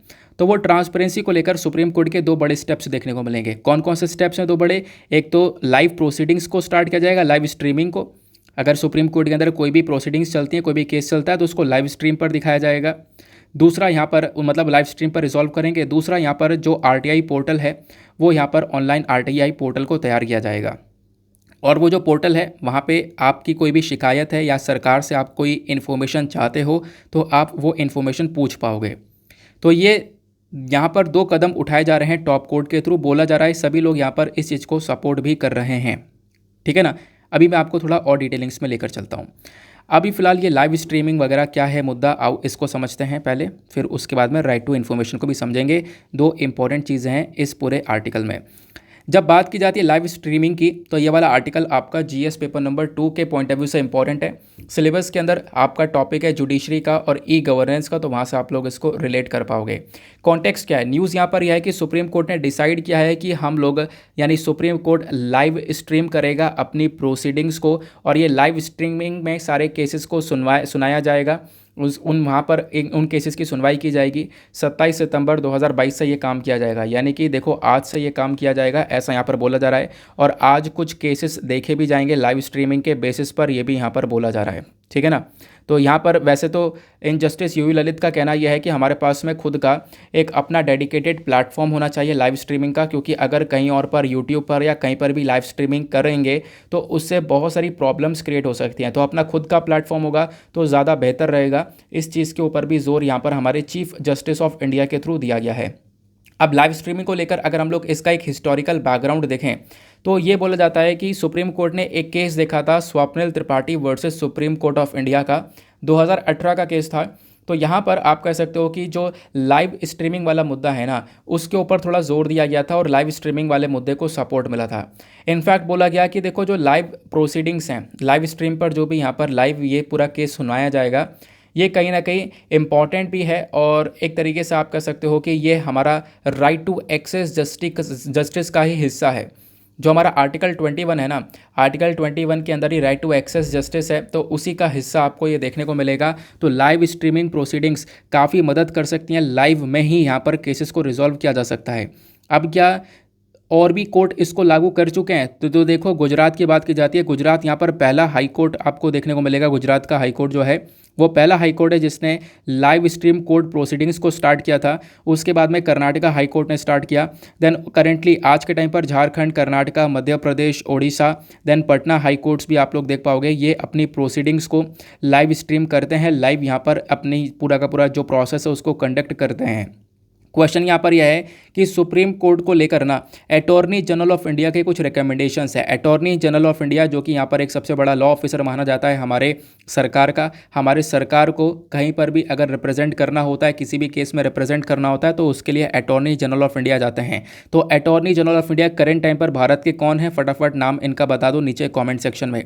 तो अटॉर्नी जनरल ऑफ इंडिया ने कुछ रिसेंटली रिकमेंडेशंस दिए थे, इन्होंने यहाँ पर सुझाव दिए। इन्होंने बोला कि जो लाइव स्ट्रीमिंग है ना, इस लाइव स्ट्रीमिंग को लेकर आना चाहिए, और लाइव स्ट्रीमिंग अगर सुप्रीम कोर्ट में आएगा तो इससे बहुत ज़्यादा फ़ायदा मिलेगा। और सुप्रीम कोर्ट के अंदर पहले हम लोग कुछ टाइम तक देखेंगे, इसको एनालाइज करेंगे लाइव स्ट्रीमिंग को। अगर यहाँ पर सुप्रीम कोर्ट में ये मामला सक्सेस रहता है तो हम लोग पूरे इंडिया लेवल पर इसको लॉन्च कर देंगे, सभी कोर्ट्स के अंदर लाइव स्ट्रीमिंग को चलाया जाएगा, लाइव स्ट्रीमिंग प्रोसीडिंग्स करी जाएंगी, ठीक है ना। यानी जैसे होता नहीं है लाइव, आपने यूट्यूब पर आप देखा होगा काफ़ी सारे लेक्चर्स आज के टाइम पर लाइव चलते हैं, यानी जो भी हो रहा है एग्जैक्टली वो हाथों हाथ दिखाई पड़ रहा है, तो वैसा काम यहाँ पर बोला जाता है। अटॉर्नी जनरल ऑफ इंडिया का कहना यह है कि पहले हम लोग देख लें और उसके बाद में यहाँ पे हम लोग क्या करेंगे, पूरे कंट्री के लेवल पर इसको इम्प्लीमेंट करेंगे। देन उसके बाद कुछ और सजेशन यहाँ पर अटॉर्नी जनरल ने दिए हैं और उस सजेशन को यहाँ पर सुप्रीम कोर्ट ने अप्रूव भी कर लिया है। इनका कहना यह है कि आप लाइव प्रोसीडिंग्स कर सकते हो, सारे केसेस को देख सकते हो, बट कुछ केसेस है जिनको हम लोग मतलब कुछ प्रोसीडिंग्स है जिसको हम लोग लाइव स्ट्रीम पर परमिशन नहीं दे सकते, जैसे मैट्रिमोनियल मैटर्स हो गए, है ना। फिर उसके बाद में यहाँ पर जो जुवेनिल्स हो गए, बच्चों के प्रोटेक्शन और सेफ्टी को लेकर हो गया, प्रोटेक्शन और सेफ्टी ऑफ प्राइवेट लाइफ को लेकर कुछ मैटर्स हो गए, या फिर हमारे कंट्री का जो नेशनल सिक्योरिटी है उससे संबंधित कुछ मैटर्स हो गए, सेक्सुअल एजॉल्ट और रेप पे कोई मैटर्स हो गए, या फिर आप कह सकते हो कोई ऐसा मैटर आपको देखने को मिलेगा जो कि कहीं ना कहीं लोगों के सेंटिमेंट्स को थोड़ा सा बढ़ावा दे सकता है, या फिर लोगों के सेंटिमेंट्स को हर्ट कर सकता है, लोगों में यहाँ पर हेट्रेड फैला सकता है, तो वो चीज़ों को भी यहाँ पर थोड़ा सा रोकना होगा, उस चीज़ के लिए यहाँ पर परमिशन नहीं देनी होगी। मतलब इस पर्टिकुलर टॉपिक के ऊपर जो प्रोसीडिंग्स हैं वो यहाँ पर लाइव स्ट्रीम पर नहीं करवानी चाहिए, ऐसा भी यहाँ पर अटॉर्नी जनरल ने अपने सजेशन में दिया और इस चीज़ को यहाँ पर सुप्रीम कोर्ट ने अप्रूव भी किया है। अगर करंट टाइम पर बात करें तो भारत में लाइव स्ट्रीम की बात की जा रही है, क्या दूसरे कंट्रीज़ के अंदर अवेलेबल किया गया है इसको? बिल्कुल। तो यूएस, ऑस्ट्रेलिया, इनफैक्ट यहाँ पे ब्राज़ील देखोगे, देन कनाडा देखोगे, साउथ अफ्रीका देखोगे, यूके देखोगे, तो ये सारी कंट्रीज़ हैं जहाँ पर लाइव स्ट्रीम चलती है, इन कोर्ट्स के अंदर ये बोला जा रहा है। हालांकि यहाँ पर कुछ कंसर्न्स दिखाए गए हैं, कुछ यहाँ पर बताया गया है कि प्रॉब्लम्स भी हैं। प्रॉब्लम यहाँ पर यह है कि देखो अगर इंडियन कोर्ट्स लाइव स्ट्रीम करती हैं ना तो उनकी छोटी छोटी क्लिप्स काट कर मिस इन्फॉर्मेशन भी स्प्रेड की जा सकती है, उसके प्रति यहाँ पर गलत गलत इन्फॉर्मेशन भी दिखाई जा सकती है। इनफैक्ट लाइव स्ट्रीमिंग वीडियो यहाँ पर एक दूसरा कारण ये बन सकती है कि देखो आज के टाइम पर इतना ज़्यादा सोशल मीडिया प्लेटफॉर्म है, बहुत ज़्यादा बड़े बड़े प्लेटफॉर्म्स आपको देखने को मिलेंगे, बहुत बड़े बड़े चैनल्स आज के टाइम पर क्रिएट हो चुके हैं, तो कहीं ना कहीं ये जो वीडियोस हैं वो अपलोडेड रहेंगी, उन वीडियोस को काट काट कर छोटी छोटी क्लिप्स में गलत गलत तरीके से भी दिखाया जा सकता है, कहीं पर पूरी बात ना दिखाकर थोड़ी सी बात दिखाकर उसके प्रति यहाँ पर एक मिस इन्फॉर्मेशन स्प्रेड की जा सकती है। नाउ इस चीज़ को कंट्रोल करना थोड़ा सा डिफ़िकल्ट हो जाएगा सरकार के लिए, ये यहाँ पर बोला गया, तो इसमें ये कुछ प्रॉब्लम्स नज़र आ सकती हैं। आई होप आपको यहाँ पर ये बहुत अच्छे से क्लियर हो चुका है लाइव स्ट्रीमिंग वाला क्या है पूरा का पूरा मुद्दा, और ये आज से यहाँ पर एक तरीके से इसको स्टार्ट करने के लिए बोला गया था, वो आगे हम लोग बात करेंगे। फिलहाल यहाँ पर आर्टिकल में मेंशन किया जाता है कि जो हमारे चीफ जस्टिस ऑफ इंडिया है वो ये बोलते हैं कि हमारे पास में खुद का एक डेडिकेटेड प्लेटफॉर्म होना चाहिए लाइव स्ट्रीम करने के लिए, ठीक है ना, खुद का प्लेटफॉर्म होगा तो ज़्यादा बेहतर रहेगा। ये बात हो गई लाइव स्ट्रीम की। अभी इसी आर्टिकल में दूसरा टॉपिक है राइट टू इन्फॉर्मेशन का। तो राइट टू इन्फॉर्मेशन के लिए एक ऑनलाइन पोर्टल, डेडिकेटेड पोर्टल होना चाहिए जो कि यहाँ पर लोगों की परेशानियों का जो सोल्यूशन है वो लेकर आए, उसके बारे में भी चर्चा की जा रही है। नाउ क्वेश्चन यहाँ पर यही है कि राइट टू इन्फॉर्मेशन आखिरकार है क्या। इसका अगर हम लोग हिस्टोरिकल बैकग्राउंड देखें तो राइट टू इन्फॉर्मेशन एक फंडामेंटल राइट है, एक मूल अधिकार आपका देखने को मिलेगा, जो कि आर्टिकल 19 क्लॉज 1 के अंदर मेंशन है हमारे इंडियन कॉन्स्टिट्यूशन में। 1976 में एक केस हुआ था, Raj Narayan versus the state of Uttar Pradesh case. वहाँ पर सुप्रीम कोर्ट ने राइट टू इन्फॉर्मेशन को एज अ फंडामेंटल राइट की तरह ट्रीट करने के लिए बोला था कि जो राइट टू इन्फॉर्मेशन है वो यहाँ पे एक फंडामेंटल राइट की तरह देखा जाएगा आर्टिकल 19 के तहत। तो ये यहाँ पर बात रखी जा रही है। बोला ये गया सुप्रीम कोर्ट के थ्रू, देखो भारत एक डेमोक्रेसी है, डेमोक्रेसी के अंदर क्या होता है, लोग राजा हैं, यानी लोग ने अपनी सरकार को बनाया है, लोगों ने यहाँ पर अपने वोट देकर सरकार को चूज़ किया हुआ है, तो पावर्स लोगों के हाथ में है। तो अगर लोगों को यहाँ पर कोई क्वेश्चन पूछना हो सरकार से, या सरकार कैसा काम कर रही है उसके रिगार्डिंग कोई क्वेश्चन पूछना हो, ये पैसा कहाँ पे खर्चा जा रहा है, ये सब अगर क्वेश्चनिंग करनी हो तो उसके लिए यहाँ पे लोगों के पास में कुछ पावर्स होनी चाहिए। तो वो जो पावर्स है ना, वो यहाँ पर राइट टू इन्फॉर्मेशन एक्ट के तहत आती हैं। नाउ ये जो राइट टू इन्फॉर्मेशन एक्ट है ना, ये कब लेकर आया गया था, ये साल 2005 में लेकर आया गया था। इसको ज़रूर से आप लोग ध्यान में रखना, ठीक है ना। 2005 में इसको लेकर आया गया। इसका काम क्या था कि जो भी ऑर्डिनरी सिटीजन्स हैं उनको एम्पावर करना, एम्पावर का मतलब है उनको पावर प्रोवाइड करवाना, ताकि वो क्या कर सकें, जो सिटीजन्स हैं या फिर मीडिया है वो करप्शन को अनकवर कर सके, करप्शन के बारे में बता सके। कहीं पर करप्शन हो रहा है तो उसके बारे में सरकार से इन्फॉर्मेशन मांगी जाएगी। सरकार कुछ भी काम कर रही है, कहीं पर खर्चा कर रही है, तो उसके लिए जो लोग हैं ना वो सरकार से आप कह सकते हो इन्फॉर्मेशन मांग सकते हैं इस राइट टू इन्फॉर्मेशन के तहत। साथ ही साथ में बोला जाता है कि जितनी भी कॉन्स्टिट्यूशनल अथॉरिटीज़ हैं, ठीक है ना, या फिर एजेंसीज़ हैं, या फिर कोई भी और इम्पोर्टेंट ऑर्गेनाइजेशंस है जो कि यहाँ पर सरकार के सपोर्ट मिलता है उन सभी ऑर्गेनाइजेशंस को, तो वो सब इस एक्ट के अंदर में आती हैं। मतलब वो सबसे यहाँ पर क्वेश्चनिंग की जा सकती है इस राइट टू इन्फॉर्मेशन के तहत। क्वेश्चन यहाँ पर ये आता है कि आप किस प्रकार के क्वेश्चन सरकार से पूछ सकते हो। पहली चीज़ यहाँ पर आपको ध्यान में रखनी है, जो सिटीज़न है, जो नागरिक है, वो कैसी भी इंफॉर्मेशन पूछ सकता है सरकारी अथॉरिटीज़ से, कैसी भी इंफॉर्मेशन डिस्क्लोज करवा सकता है सरकारी अथॉरिटीज़ से। लेकिन करना क्या होगा, उसके लिए राइट टू इन्फॉर्मेशन एप्लीकेशन को फाइल करना होगा। क्लियर हुई बात। लेकिन यहाँ पे बोला गया कुछ इन्फॉर्मेशन आप नहीं पूछ सकते हो। कुछ इन्फॉर्मेशन वो कौन सी है, वो है कुछ ऐसी इन्फॉर्मेशन जो कि इंडिया की सॉवरेनिटी, इंडिया की इंटीग्रिटी के अगेंस्ट हो, उसको एग्जेम्प्ट किया गया है। या फिर कुछ ऐसी इन्फॉर्मेशन जो कि भारत की इंटरनल सिक्योरिटी से संबंधित हो, है ना, या फिर हमारे रिलेशंस जो फॉरेन कंट्रीज़ के साथ में उससे संबंधित हो। कुछ अगर इस प्रकार की इन्फॉर्मेशन है ना, तो उन चीज़ों को यहाँ से एग्जेम्प्ट किया गया है, उनको यहाँ पर हटाया गया है कि आप ऐसी इन्फॉर्मेशन नहीं मांग सकते। इसके अलावा बाकी सारी इन्फॉर्मेशन आप गवर्नमेंट से ले सकते हो कि सरकार ने कहाँ कहाँ पर खर्चा किया है, सरकार के खर्चों को लेकर भी आप इन्फॉर्मेशन ले सकते हो, ठीक है ना। तो इसका ऑब्जेक्टिव यही है कि सिटीजन्स को थोड़ा सा पावर प्रोवाइड करवाना, सरकार और लोगों के बीच में एक ट्रांसपेरेंसी मेंटेन होना, यानी क्लैरिटी मेंटेन होना, कहाँ कहाँ पर क्या क्या हो रहा है उस चीज़ को लेकर एक क्लैरिटी बने रहना, साथ ही साथ में करप्शन को टैकल करना। ये सारा इसका एक ऑब्जेक्टिव रहता है राइट टू इन्फॉर्मेशन का। आई होप आपको यहाँ पर ये पर्टिकुलर आर्टिकल बहुत अच्छी तरीके से क्लियर हो चुका है, कोई भी इन्फॉर्मेशन नहीं रह गई है। नाउ चलते हैं हम लोग अपने नेक्स्ट आर्टिकल की तरफ। अब फाइनली हम लोग अपने एडिटोरियल डिस्कशन को स्टार्ट करेंगे, लेकिन उससे पहले आप लोग यहाँ पर देख सकते हो जो मैंने आपको स्टार्टिंग में बताया था, कनाडा के अंदर आप देखोगे हरिकेन आया हुआ है और उस हरिकेन की वजह से बहुत ज़्यादा डिज़ास्टर मचा हुआ है। तो वो छोटा सा आर्टिकल यहाँ पे कवर किया गया था। नाउ यहाँ पर हमारे पास में कुछ इंपॉर्टेंट एडिटोरियल्स हैं डिस्कस करने के लिए, देखेंगे ऑथर्स के पॉइंट ऑफ व्यू क्या क्या है किसी पर्टिकुलर टॉपिक को लेकर। लेकिन उससे पहले हमेशा की तरह आज का मेंस का क्वेश्चन हम लोग यहाँ पर लेने वाले हैं, ठीक है ना। मेंस का क्वेश्चन क्या है, एक सेकेंड को देखो, इस सेशन को सही से सुनना क्योंकि आपसे यहाँ पर लास्ट में एक सजेशन भी चाहिए। देखो एडिटोरियल डिस्कशन से पहले आज का मेंस का क्वेश्चन क्या बोलता है, health sector in India is faced with multiple problems. In light of the statement discuss the challenges faced by the health sector India. Bharat के अंदर जो हेल्थ सेक्टर है वो बहुत सारी प्रॉब्लम्स करेंट टाइम पर फेस कर रहा है। इस स्टेटमेंट के रिगार्डिंग आपको डिस्कस करना है कि हमारा जो हेल्थ सेक्टर है इंडिया के अंदर में वो क्या क्या चैलेंजेस फेस कर रहा है, क्या क्या परेशानियां फेस कर रहा है। तो हेल्थ सेक्टर से संबंधित प्रॉब्लम्स आप लोग को यहाँ पर बतानी है 150 शब्दों में। और ये आंसर आपको लिखने के बाद में कहाँ पर सबमिट करना है, टेलीग्राम पर जाना, सर्च बॉक्स में टाइप करना Deepak Yadav education mains answer writing, full form लिखना, आपको मेरा वो चैनल मिलेगा टेलीग्राम चैनल, वहाँ पर 31,000 के आसपास लोग जुड़े हुए हैं और आंसर्स लिख रहे हैं। आप भी अपने आंसर्स को लिखकर वहाँ पर सबमिट कर सकते हो। और आंसर्स लिखने के बाद में एक छोटा सा काम ज़रूर करना यार, वो ये है कि एटलीस्ट सभी लोग ट्राई करना कि दो दो आंसर्स को सभी लोग रिव्यू कर सकें डेली बेसिस पर।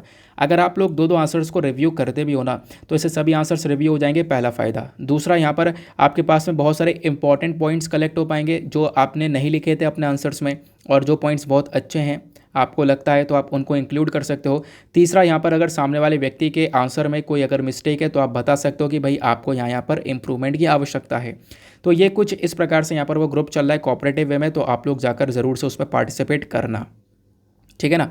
चलो आते हैं एडिटोरियल पर। तो आज का जो पहला एडिटोरियल आपको देखने को मिलेगा ये लिखा गया है जी किशन रेड्डी साहब के थ्रू। ये बेसिकली आज के टाइम पर union minister of tourism, culture and development of north eastern region देखने को मिलेंगे। तो इम्पॉर्टेंट हैं क्योंकि यहाँ पर ये यूनियन मिनिस्टर ऑफ टूरिज्म है और ये आर्टिकल इन्होंने टूरिज्म से ही संबंधित लिखा है, तो इनके जो पॉइंट ऑफ व्यूज़ है वो मैटर करते हैं। तो एडिटोरियल को इसी प्रकार से चूज़ किया करो, इसी प्रकार से उठाया करो, ठीक है ना, कि जहाँ पर जो भी एक्सपर्टीज़ है ना उनके पॉइंट ऑफ व्यूज़ थोड़े से ज़्यादा मैटर करते हुए नज़र आते हैं। अब देखो इन्होंने क्या क्या मेंशन किया। इन्होंने यहाँ पर ये बोला, देखो अच्छा पहली बात एक चीज़ और, ये एडिटोरियल लिखा क्यों गया है, उसके पीछे का कारण क्या है, क्योंकि कारण होता है एडिटोरियल लिखने के पीछे का, वो ये है कि आज है 27 सितंबर और 27 सितंबर में क्या होता है, वर्ल्ड टूरिज़्म डे सेलिब्रेट किया जाता है, ठीक है ना। टूरिज़्म समझते हो ना, तो इसी टूरिज़्म को बढ़ावा कैसे दिया जा सकता है, टूरिज़्म के प्रति करंट टाइम पर जो इंडिया है वो क्या क्या कर रहा है, वो इन्होंने ये सारी बातें इस पर्टिकुलर आर्टिकल में समझाई हैं। इन्होंने ये बोला कि अभी यहाँ पर इस महीने में जो स्टार्टिंग वाला दिन थे, मतलब इस महीने में जो स्टार्टिंग का टाइम था वो आप देखोगे ना, तो वहाँ पर जो धौलाधार रेंज है, हिमालय के अंदर आपको एक रेंज देखने को मिलेगी धौलाधार रेंजेस। तो यहाँ पर क्या हुआ, एक मीटिंग रखी गई थी स्टेट टूरिज़्म मिनिस्टर्स के बीच में, यानी हर राज्य सरकार में एक टूरिज़्म मिनिस्टर देखने को मिलेगा। उन स्टेट टूरिज़्म मिनिस्टर्स की एक मीटिंग हुई थी और इस प्रकार की कोई पहली मीटिंग हुई होगी इंडिया के अंदर में, ठीक है ना। और उस मीटिंग का फोकस ये था कि भारत में किस प्रकार से टूरिज़्म को डेवलप किया जा सकता है, भारत में किस प्रकार से टूरिज़्म को बढ़ावा दिया जा सकता है, वो यहाँ पर उस पर्टिकुलर मीटिंग का गोल था। अब हुआ ये कि बहुत कुछ डिस्कशन वहाँ पर हुआ, 3 दिन तक लगातार यहाँ पर चर्चा की गई और धर्मशाला डिक्लेरेशन यहाँ पर लेकर आया गया। धर्मशाला डिक्लेरेशन जो कि यहाँ पर प्राइम मिनिस्टर की जो बातें हैं उससे यहाँ पर इंस्पायर होकर लेकर आया गया है, ये यहाँ पर बोला गया। और बेसिकली यहाँ पर इनका फोकस ये है कि हम लोग क्या कर सकें, सरकार के सारी कॉरिडोर्स को हम लोग मिला सकें, सरकार के जितने भी इम्पॉर्टेंट अलग अलग जो मिनिस्ट्रीज़ हैं वो सब मिलकर काम कर सकें, ये हमारा टारगेट है, जिसमें मिनिस्ट्री ऑफ टूरिज़्म भी रहेगा, ये यहाँ पर बोला जा रहा है। लेकिन अब आता है मेन पॉइंट, अब यहाँ से आर्टिकल स्टार्ट होता है, असली आर्टिकल।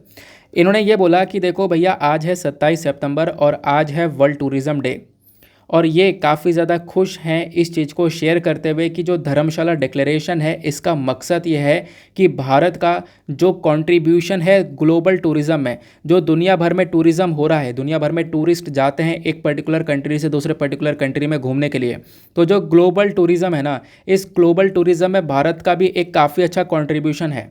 नाउ जो ये धर्मशाला डिक्लेरेशन हुआ है ना, इस डिक्लेरेशन का मेजर फोकस ये है कि इंडिया का जो रोल है ग्लोबल टूरिज़्म के अंदर, उस रोल को और ज़्यादा बढ़ावा देना, उस रोल को और ज़्यादा प्रमोट करने का काम है ये।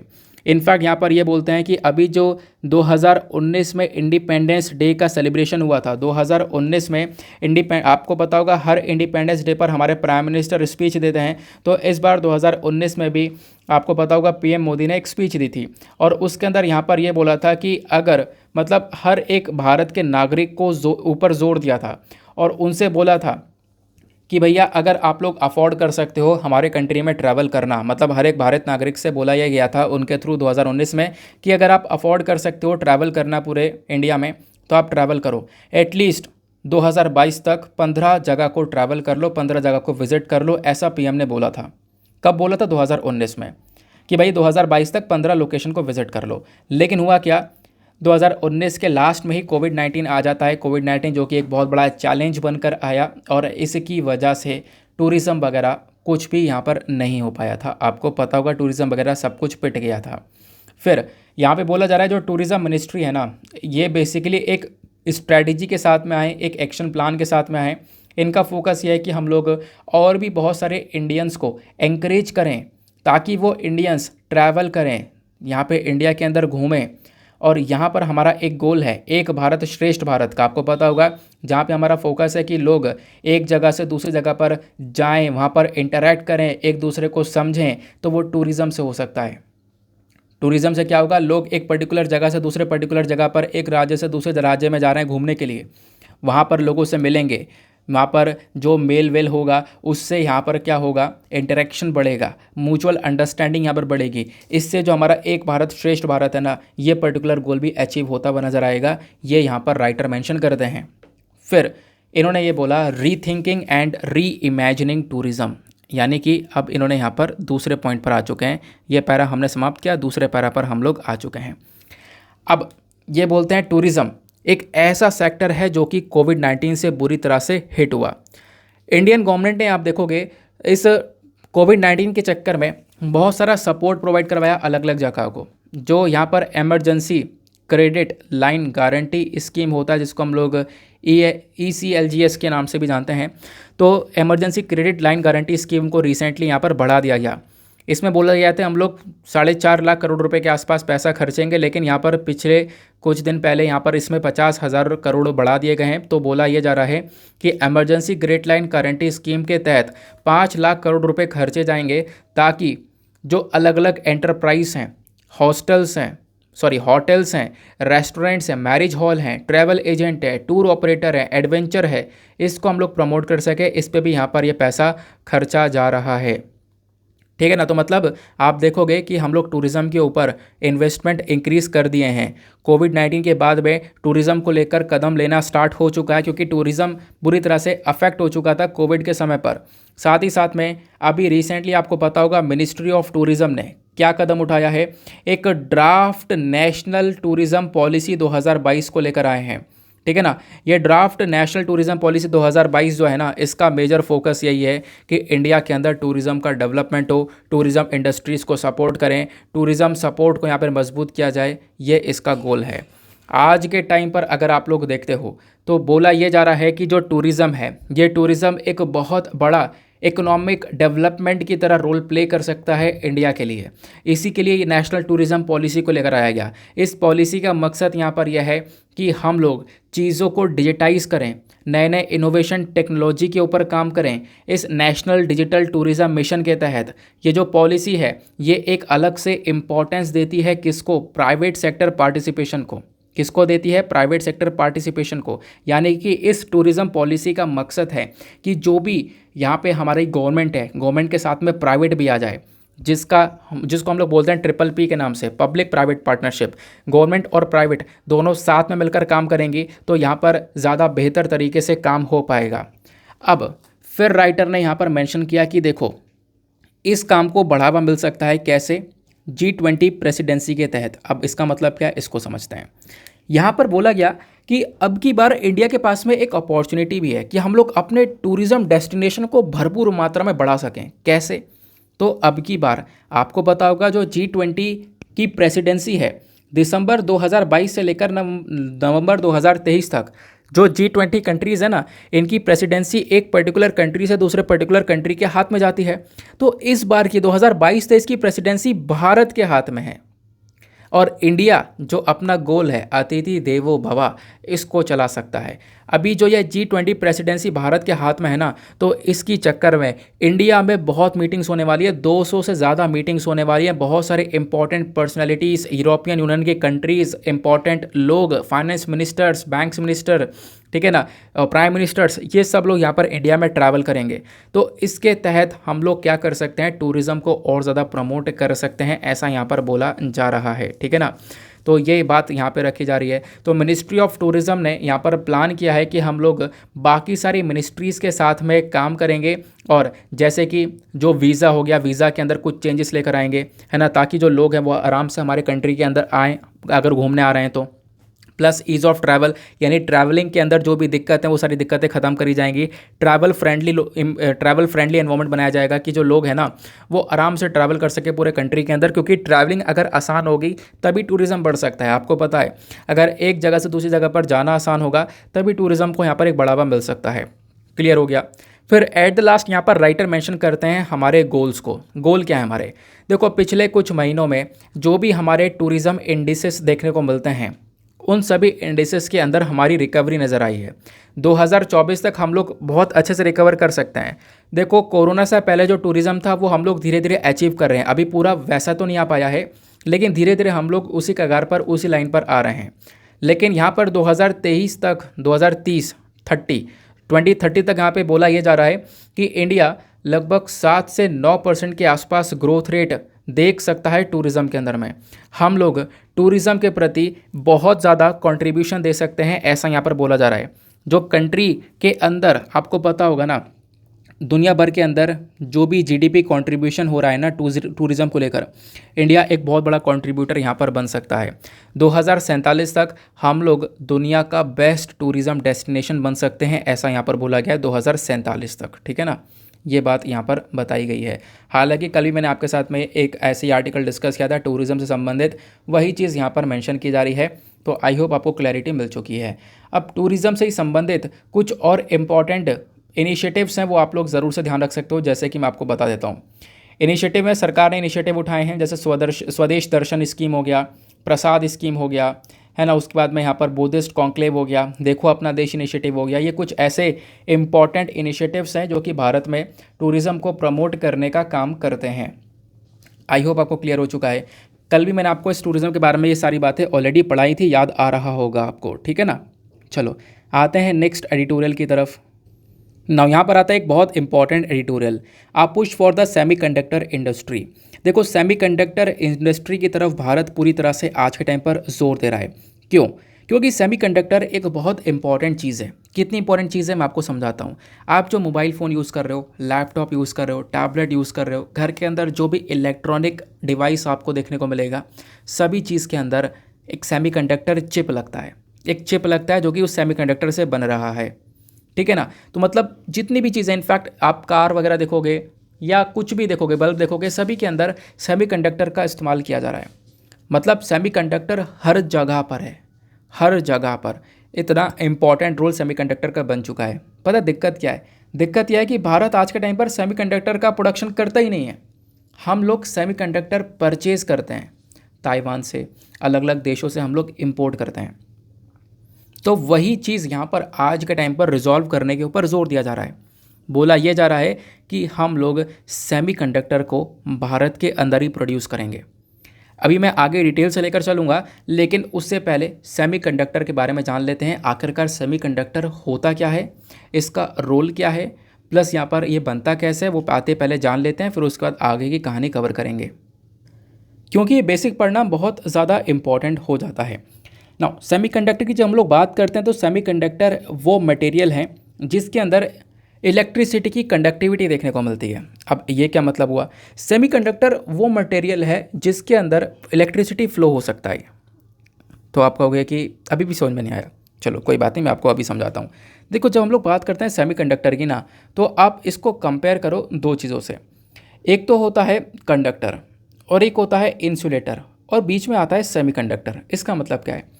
कंडक्टर वाले वो मटेरियल हैं, फॉर एग्जांपल कंडक्टर के अंदर आपका कॉपर आ जाता है, ठीक है ना। तो कंडक्टर क्या है? कंडक्टर वो ऐसा मटेरियल है जहाँ पर इलेक्ट्रिसिटी बहुत आराम से स्मूथली फ्लो होती है।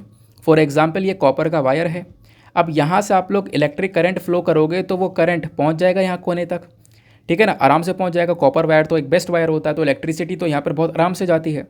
तो कंडक्टर क्या है? जहाँ पर इलेक्ट्रिसिटी बहुत आराम से पास हो जाए, ठीक है ना। अब इंसुलेटर क्या होता है? इंसुलेटर वो होता है जहाँ पर इलेक्ट्रिसिटी बिल्कुल पास नहीं होती। फॉर एग्जांपल पेपर हो गया, कागज़ का, आपने एक कागज़ लिया, एक तरफ से इलेक्ट्रिसिटी को फ्लो करो, दूसरी तरफ से पकड़ भी लोगे तो भी कोई दिक्कत नहीं है, कोई भी यहाँ पर बिजली उसमें फ़्लो नहीं हो पाएगी।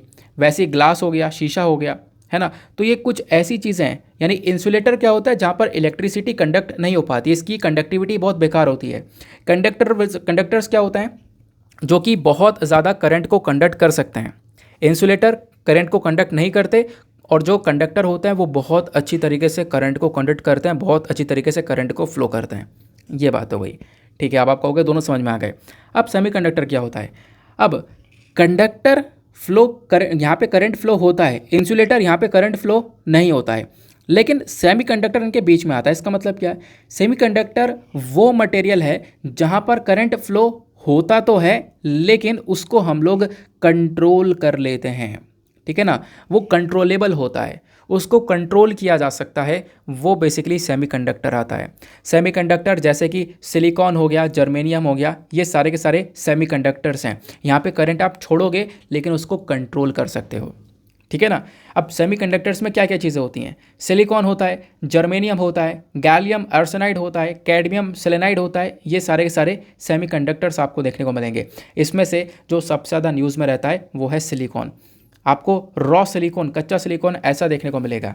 सिलिकॉन के बारे में अगर हम लोग चर्चा करें तो इसका जो एटॉमिक नंबर है वो है 14, इसका सिंबल है SI। ये ज़रूर से आप लोग ध्यान में रख सकते हो, ठीक है ना। आगे आते हैं, ये आपने समझ लिया। इंसुलेटर, सेमीकंडक्टर और कंडक्टर के बीच का डिफरेंस आपने बहुत अच्छे से जान लिया है। क्वेश्चन यहाँ पर यह है कि जो सेमीकंडक्टर्स है वो आखिरकार इंपॉर्टेंट क्यों होते हैं? क्योंकि इनकी कुछ इंपॉर्टेंट प्रॉपर्टीज़ हैं उसके कारण। जैसे कि यहाँ पर मैंने आपको बताया कि ये क्या कर सकते हैं, जो कंडक्टिविटी है उसको कंट्रोल कर सकते हैं। प्लस यहाँ पे सेमीकंडक्टर्स में क्या होता है, यूनी डायरेक्शनल यानी सिंगल साइड करंट फ्लो होता है। जैसे बाकी इंपॉर्टेंट कंडक्टर्स देखोगे, जैसे आपका कॉपर हो गया, कॉपर में क्या है कि आप इधर से करंट फ्लो करो या इधर से फ्लो करो, दोनों तरफ से फ्लो हो रहा है। लेकिन सेमीकंडक्टर्स में सिंगल साइड से करंट फ्लो किया जा सकता है और उसको कंट्रोल भी किया जा सकता है। ये बात यहाँ पर देखने को मिलेगी। अब आप कहोगे आज के टाइम पर सर आपने बोला हर जगह पर सेमीकंडक्टर्स देखने को मिलते हैं, चाहे आप कुछ भी देख लो, आपका टीवी जो भी है सब कुछ है, सब में सेमीकंडक्टर्स है। सही बात है। तो ये बताओ सेमीकंडक्टर से पहले क्या हुआ करता था? तो सेमीकंडक्टर से पहले आपके पास में वैक्यूम ट्यूब हुआ करते थे, ठीक है ना। वैक्यूम ट्यूब्स कुछ इस प्रकार से दिखाई पड़ते थे। अब वैक्यूम ट्यूब्स की जब बात की जाती है तो वैक्यूम ट्यूब जैसे कि आप देखोगे ना, ये जो पर्टिकुलर टॉपिक है ना, ये फेलियर था, ये फेल हुआ, उसके बाद में सेमीकंडक्टर लेकर आया गया है। आपने देखा होगा पहले बड़े बड़े डब्बे वाले टीवी आया करते थे, बॉक्स वाले। आज के टाइम पर LCD LED आती है, तो LED LCD के अंदर सेमीकंडक्टर का इस्तेमाल हो रहा है। डब्बे वाले के अंदर वैक्यूम ट्यूब्स का इस्तेमाल किया जाता था, वो काफ़ी खौल भी जाया करता था, यानी गर्म हो जाया करता था। ये आप लोगों को पता होगा, है ना। तो ये यहाँ पर आप कह सकते हो कि पहले वैक्यूम ट्यूब्स का इस्तेमाल होता था, आज के टाइम पर सेमीकंडक्टर्स का हर जगह इस्तेमाल होता है, यानी कि एक ट्रांसफॉर्मेशन हो चुका है डब्बे वाले टीवी से LED की तरफ। क्लियर हो गया। अब उसके बाद में सेमीकंडक्टर के मार्केट के बारे में थोड़ी सी चर्चा करते हैं। देखो आज के टाइम पर ना 2020 के अकॉर्डिंग बात करें तो 2020 में जो ताइवान है, ठीक है ना, आप देखोगे ताइवान सबसे ज़्यादा सेमीकंडक्टर्स का प्रोडक्शन करता था। 2020 में आप देखोगे ताइवान की कंपनियां हैं TSMC और UMC, ये सबसे ज़्यादा सेमीकंडक्टर्स का प्रोडक्शन करती हैं। ताइवान के बाद में आप देख पाओगे साउथ कोरिया का सैमसंग हो गया, इधर चाइना हो गया, इधर अदर्स कुछ कंट्रीज़ हो गई। ये सभी लोग क्या करती हैं, सेमीकंडक्टर का प्रोडक्शन करती हैं। इसमें ताइवान सबसे टॉप पर है। क्लैरिटी मिल गई। आगे आते हैं। अब मेरे ख्याल से आप ज़िंदगी भर नहीं भूलोगे, भूल जाओगे सेमीकंडक्टर क्या है, लेकिन वैसे भूलना नहीं चाहिए, ठीक है ना, बेइज्जती हो जाएगी, अब मत भूलना। अब यहाँ पे बात की जाती है सेमीकंडक्टर की, तो आपको बहुत छोटा साइज़ का ये ब्लॉक देखने को मिलता है जो कि हर एक मॉडर्न इलेक्ट्रिक डिवाइसेस के अंदर है, ये बात बताई जाती है। प्लस यहाँ पे जो सेमीकंडक्टर चिप मेकिंग का प्रोसेस है ना, इस चिप को बनाने में बहुत ज़्यादा डिफ़िकल्टी लगती है, बहुत ज़्यादा आसान नहीं है इस सेमीकंडक्टर चिप को बनाना। इसके लिए आपको बहुत सारे स्टेप्स चलने पड़ते हैं, ऐसा यहाँ पर बोला गया। अगर हम लोग इलेक्ट्रॉनिक्स और IT मिनिस्ट्री के अकॉर्डिंग बात करें तो सेमीकंडक्टर की डिमांड इंडिया में ग्रो हो रही है और 2026 तक ये सेमीकंडक्टर की डिमांड बढ़कर 70 से लेकर 80 बिलियन डॉलर तक पहुंच सकती है, ऐसा यहाँ पर बोला गया। क्योंकि आज के टाइम पर डिजिटल डिवाइसेस की जो डिमांड है वो लगातार इंक्रीज़ हो रही है और इन्हीं डिजिटल डिवाइसेस के अंदर इन्हीं सेमीकंडक्टर का यूज़ किया जाता है।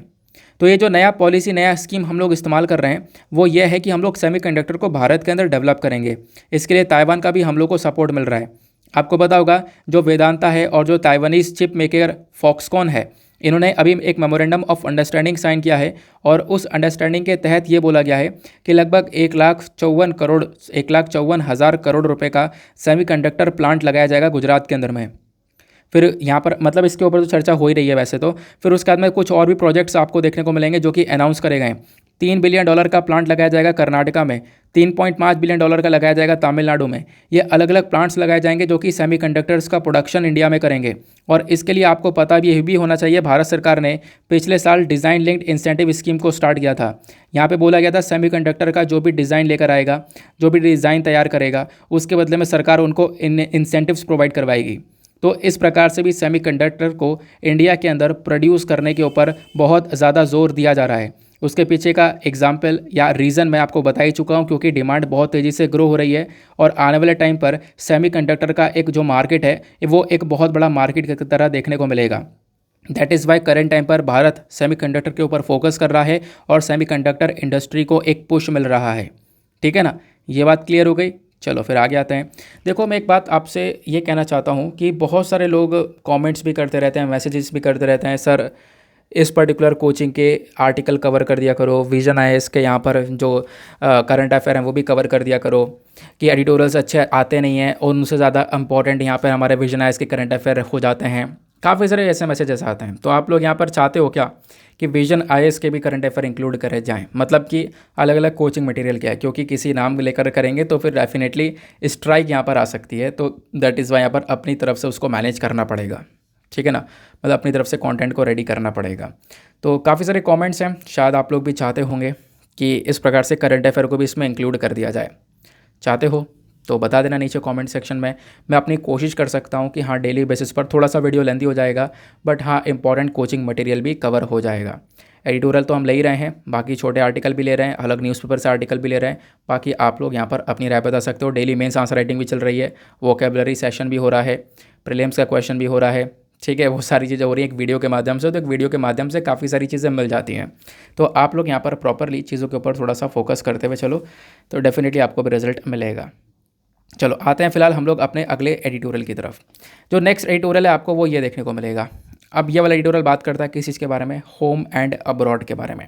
अब मतलब क्या है इसको समझते हैं। देखो, यहाँ पर बोला ये जा रहा है कि एग्जैक्टली अभी होता क्या है, यूनाइटेड नेशन जनरल असेंबली की जो मीटिंग है वो देखने को मिलती है। और इस बार जो यूनाइटेड नेशन जनरल असेंबली की मीटिंग थी, यहाँ पर इंडिया ने काफ़ी सारे स्टेटमेंट्स दिए और उस स्टेटमेंट के अंदर जो हमारे एक्सटर्नल अफेयर मिनिस्टर हैं एस जयशंकर साहब, इन्होंने बहुत सारे इंपॉर्टेंट चैलेंजेस के बारे में बात की है। जैसे इन्होंने यहाँ पर इस पर्टिकुलर मीटिंग के अंदर बात की कोविड-19 के बारे में, प्लस बात की रशिया यूक्रेन वॉर के बारे में, क्लाइमेट चेंज के बारे में यहाँ पे इन्होंने चर्चा की है, आतंकवाद के बारे में इन्होंने चर्चा की है। और इसके अगर हम लोग ओपोजिशन में बात करें तो पाकिस्तान भी इस यूनाइटेड नेशन जनरल असेंबली के अंदर था। तो पाकिस्तान के जो प्राइम मिनिस्टर थे शहबाज शरीफ, तो इन्होंने यहाँ पर इंडिया के अगेंस्ट में सारे के सारे स्टेटमेंट दिए हैं। ठीक है ना, हालांकि जयशंकर साहब ने कोई भी यहाँ पे डायरेक्ट कमेंट पाकिस्तान के ऊपर नहीं किया है, ना ही कोई डायरेक्ट कमेंट यहाँ पे line of actual control LAC को लेकर किया या चाइना के साथ बॉर्डर इश्यूज़ को लेकर किया है। कोई भी डायरेक्ट कमेंट यहाँ पे इंडिया ने नहीं किया, ये आप लोग यहाँ पर देख पाओगे। पाकिस्तान डायरेक्टली यहाँ पे ओपोज कर रहा था भारत को, लेकिन भारत ने कभी भी डायरेक्टली यहाँ पर इनके बारे में कुछ नहीं बोला यूनाइटेड नेशन जनरल असेंबली में। हालांकि यहाँ पर बोला गया कि हम लोगों ने क्रिटिसाइज़ किया एक चीज़ को लेकर, यानी कि हमारे external affair minister S Jaishankar साहब ने एक चीज़ को लेकर आलोचना करी है, वो यह है कि चाइना ने एक काम गलत किया है। क्या काम गलत किया है? आपको पता होगा इंडिया और USA ने मिलकर पिछले कुछ समय में बहुत सारे आतंकवादियों को, जो यूनाइटेड नेशन की जो एक तरीके से यूनाइटेड नेशन सिक्योरिटी काउंसिल है ना, इसने बहुत सारे आतंकवादियों को टेररिस्ट डेजिग्नेशन लिस्ट के अंदर डालने की कोशिश करी थी। आतंकवादियों का जिसको यहाँ पर जहाँ पे आतंकवादियों को घोषित किया जाता है उनकी लिस्ट के अंदर इन आतंकवादियों को डालने की कोशिश करी थी, लेकिन चाइना ने यहाँ पर उस चीज़ के ऊपर बार बार रोक लगाई है। चाइना ने अपनी पावर का इस्तेमाल करके, यूनाइटेड नेशन सिक्योरिटी काउंसिल का मेंबर है चाइना, तो उसने पावर का इस्तेमाल कर क्या किया, उसने पावर का इस्तेमाल करके काम ये किया कि इंडिया को रोक दिया। इंडिया कोशिश कर रहा था कि यूनाइटेड नेशन सिक्योरिटी काउंसिल की टेररिस्ट डेजिग्नेशन में जो आतंकवादी है उनको डेजिग्नेशन लिस्ट के अंदर डाला जाए, लेकिन चाइना ने यहाँ पर रोक दिया, ऐसा यहाँ पर बोला जा रहा है। तो इस चीज़ को लेकर क्रिटिसिज्म थोड़ा सा दिखाया गया कि चाइना को ऐसा नहीं करना चाहिए। आतंकवाद को टैकल करने की हम बात करते हैं, लेकिन दूसरी तरफ चाइना यहाँ पर आतंकवाद को एक प्रोटेक्शन प्रोवाइड करवा रहा है। उसके बाद यहाँ पर जो हमारे जयशंकर साहब हैं इन्होंने और कुछ मुद्दे उठाए, जैसे कि आपको पता होगा रशिया यूक्रेन वॉर की वजह से जो फूड है, फूड के मामले में काफ़ी महंगाई देखने को मिल रही है, फ्यूल के मामले में, फर्टिलाइज़र के मामले में काफ़ी महंगाई देखने को मिल रही है। तो वो टॉपिक्स यहाँ पर उठाए गए थे। तो ओवरऑल कहने का पर्सपेक्टिव यह है कि इस पर्टिकुलर एडिटोरियल में बोला ये जा रहा है यूनाइटेड नेशन जनरल असेंबली में हमारे एस जयशंकर साहब ने या फिर इंडिया ने क्या क्या चीज़ें मेंशन करी हैं। साथ ही साथ में इन सब चीज़ों के अलावा जयशंकर साहब ने यहाँ पर मेंशन किया है न्यू इंडिया के बारे में, नए इंडिया के बारे में, क्योंकि आपको पता होगा यहाँ पर हम लोगों ने 5 प्लेजेस को लिया है। अभी 75th यानी 75वां जो इंडिपेंडेंस डे का सेलिब्रेशन हुआ ना, मतलब कि 75 साल पूरे हो चुके हैं। तो इस अवसर पर आपको पता होगा प्राइम मिनिस्टर ने 5 प्रण के बारे में बताया था, 5 प्लेजेस लिए हैं। और उसमें हमारा एक टारगेट ये भी है कि हमें इंडिया को 2047 तक एक डेवलप्ड नेशन बनाना है, 2047 तक एक डेवलप्ड कंट्री बनानी है। तो उसके पीछे भी आज के टाइम पर हम लोग एक बहुत बड़ा रोल प्ले कर रहे हैं, हम लोग आगे बढ़ रहे हैं। वो चीज़ें यहाँ पर एस जयशंकर साहब के थ्रू यहाँ पर मेंशन करी गई हैं, ठीक है ना। आई होप आपको ये क्लियर हो चुका है। इसके अलावा कुछ भी आपको नहीं देखने को मिलेगा। बस यही था कि यूनाइटेड नेशन जनरल असेंबली के अंदर आप कह सकते हो कि क्या क्या मेंशन किया गया इस मीटिंग के अंदर, क्या क्या एज अ स्पीच यहाँ पर बोला गया है इंडिया की साइड से। क्लियर हो गया। नाउ अब हम लोग अपनी वोकेबलरीज़ को देख लेते हैं, आज के इंपॉर्टेंट वोकैब्स क्या क्या हैं। तो वोकैब में आप देखोगे तो पहला वोकैब आता है कंजस्टेड। कंजस्टेड मतलब होता है भीड़ या फिर क्राउड। देन उसके बाद कोलिजन। कोलिजन मतलब टकराव या कॉन्फ्लिक्ट। Then desperate. डेस्परेट मतलब बेताब या डिस्पेयरिंग। देन ड्वेंडल। ड्वेंडल मतलब क्षीण होना या डिमिनिश। फिर उसके बाद आता है एलिज। एलिज मतलब आरोपित करना या फिर क्लेम आप कह सकते हो, ठीक है ना। तो ये कुछ इंपॉर्टेंट एडिटोरियल्स जो कि हम लोगों ने कवर किए। बाकी छोटे छोटे articles India Japan relations YouTube ने चैनल्स ब्लॉक किए, वो हम लोगों ने ऑलरेडी डिस्कस कर लिया है। लाइव स्ट्रीम वाला आर्टिकल कवर कर लिया है। उसके बाद मैं आपको एक बार वर्ल्ड पेज पर घुमा देता हूँ। तो वर्ल्ड पेज पर कुछ भी खास नहीं है, आप लोग देख पाओगे, ठीक है ना। देखो कुछ भी इंपॉर्टेंट नहीं होता है वर्ल्ड पेज पर, तो टाइम वेस्ट करने की ज़रूरत नहीं है बिल्कुल भी। जितना कम कंटेंट है उसको ज़्यादा से ज़्यादा रिवाइज करो, पढ़ो, वो ज़्यादा बेहतर रहेगा। बाकी बिजनेस पेज पर देखोगे तो बिजनेस पेज पर भी आपको कुछ भी नहीं मिलेगा, कुछ भी। एप्पल यहाँ पे फ़ोन बनाने वाला है, ये सारी चीज़ें यहाँ पर बताई जा रही हैं। सेंसेक्स स्लाइड हो चुका है, आपको पता है। स्टॉक मार्केट यहाँ पर थोड़ा सा गिरता हुआ नजर आया, स्टॉक मार्केट उठता हुआ नजर आया। तो ये रोज़ाना की बातें हैं, ये आपको यहाँ पर बिल्कुल भी इन चीज़ों के ऊपर फोकस नहीं करना है, ठीक है ना। तो जो भी इंपॉर्टेंट था आज के न्यूज़पेपर से वो सब बता दिया। इनफैक्ट इसमें से कुछ एक अलग से इंपॉर्टेंट टॉपिक निकालकर नासा का डार्ट मिशन भी आपको समझा दिया गया है। अब हम लोग करेंगे या क्या, प्रीलिम्स के क्वेश्चन को फटाफट देख लेते हैं कि प्रीलिम्स के क्वेश्चन का आंसर क्या है। तो 2012 का क्वेश्चन था, कौन सी पार्टीज़ को यहाँ पे एस्टेब्लिश किया गया डॉक्टर बी आर अम्बेडकर साहब के थ्रू। तो इसका करेक्ट आंसर आपको बी देखने को मिलेगा। बी मतलब 2 और 3। 2 और 3 का मतलब है all India schedule caste federation और इंडिपेंडेंट लेबर पार्टी। ये दो पार्टीज़ हैं जिसको यहाँ पर एस्टेब्लिश किया गया था डॉक्टर बी आर अम्बेडकर जी के थ्रू। क्लियर हो गया। तो ये सारी डेटा था। आई होप आपको सारी बातें बहुत अच्छे से क्लियर हो चुकी हैं। बाकी आप लोग अपने पॉइंट ऑफ व्यू बता सकते हो कोचिंग मटेरियल के रिगार्डिंग। नाउ इसी के साथ में करते हैं हम लोग अपने लेक्चर को समाप्त और मिलते हैं आप लोगों से अगले वीडियो में। आज के लिए bye bye, have a nice day, thank you and जय हिंद।